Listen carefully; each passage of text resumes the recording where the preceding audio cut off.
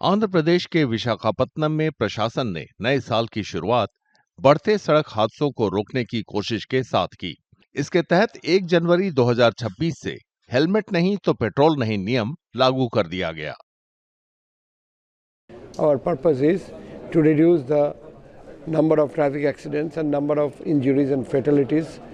So in the new year, we expect the number of traffic accidents to decrease further, number of fatalities to decrease further, number of injuries in traffic accidents to decrease further.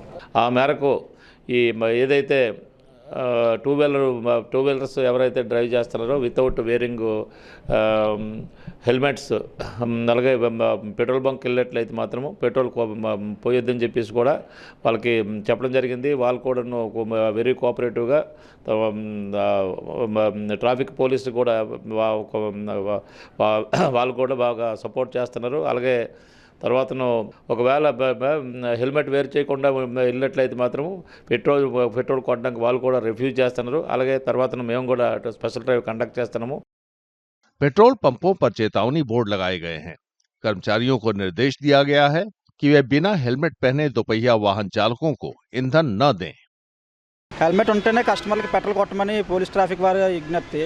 అందువల్ల మనం helmet ఉంటేనే petrol కొడుతున్నాం. లేని పక్షాన helmet పట్టుకొని రావడం, లేదంటే వేరే బొంకి ఏమైనా చూసుకోవడం. కానీ మన దగ్గరికి హెల్మెట్ ఉంటే మాత్రమే పెట్రోల్ కొడుతుంది.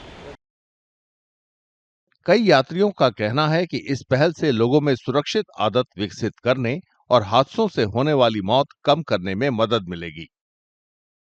చాలా మంచిదండి. అందుకే ఎక్కడికైనా హెల్మెట్తోనే ప్రయాణిస్తే చాలా మంచిదండి.